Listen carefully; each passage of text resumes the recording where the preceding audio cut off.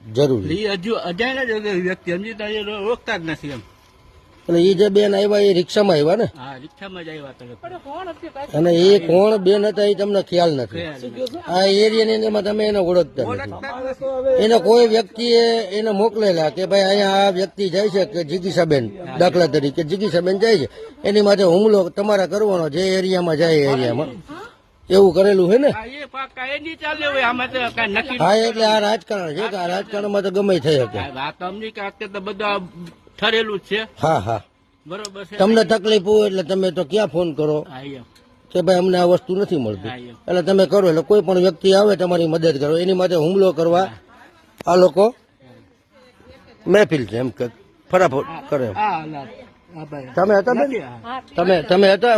શું બનાવ બન્યો તો બેન? કઈ બનાવ ભાઈ બન્યો, અચાનક થઈ ગયો બધો બનાવ. અચાનક એટલે કઈ રીતનો બન્યો? પેલા ગાડી આવી એ પેલાથી મને કયો ને. કેમ તમારા કેમ બનાવ કેમ બન્યો બેન? આ બાજુ આવતા રહ્યો.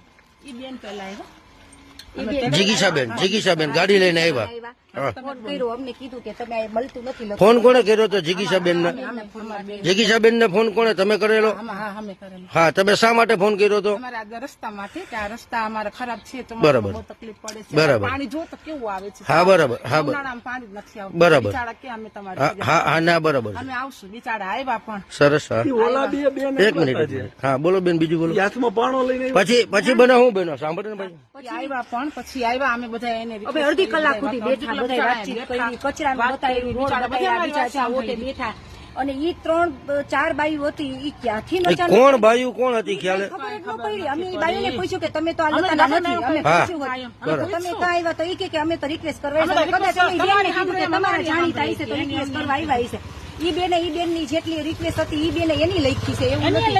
એની લખી અચાનક પાણો મારી દીધો. પછી અચાનક જ પાણો માર્યો. પછી તે બેન પાસે ઉભી રહ્યા અડધી કલાક. અમે જિગીસાબેન કોઈ એવું ખરાબ બોલ્યા હતા? કાંઈ નથી બોલ્યા હો. ઈ જિગીસાબેન તો કોઈ ગાળો આપી છે? કાંઈ આપ્યું નથી. અચાનક એ બેન આવીને ઈ અચાનક એને નથી.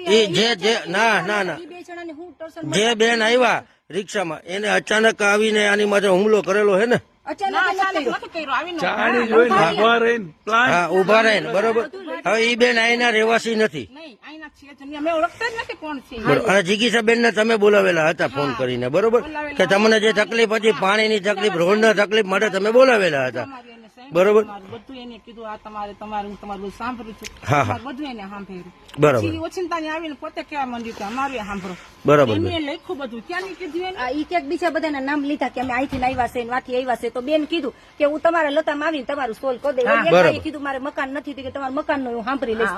પણ કે ના તમે મારું સાંભળો. તો એ બેન કીધું કે ઈ બેન કે તમે મારું સાંભળો ને સાંભળો. પણ કે તમારા લતા આવીને હું જોઉં તમારું મકાન કેમાં છે, શું છે, પછી હું તમને મકાન નું બધું કરી દઈશ, હું આવીશ તમારે ત્યાં.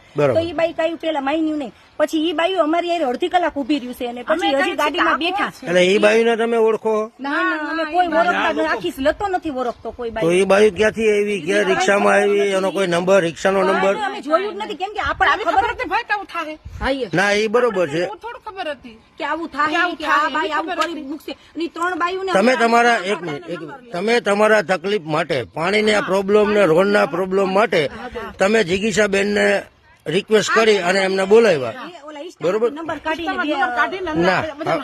ના બરાબર છે. એની તકલીફ દૂર કરે છે, બરોબર? અને એનું બધું કામ કરે છે, એટલે તમે એને રિક્વેસ્ટ કરીને એને બોલાવ્યા, બરોબર? એની ઉપરાંત આ બહાર થી આવી અને એની માથે જે કઈ હુમલો કરેલો છે, હવે કોણ છે કોણ નહીં. હવે અને ગાડીમાં બેહી ગયા બેન, ગાડીમાં બેહી ગયા. પછી એનો હાથ પણ ખેંચેલો. પછી કરવા માંડી વાતમાં ગાડીમાં બેહી ગયા, વાતચીત એ લોકો ટૂંકમાં પોતાની રજૂઆત કરવાની ખોટી વાનું લઈને હુમલો કરવા જાય.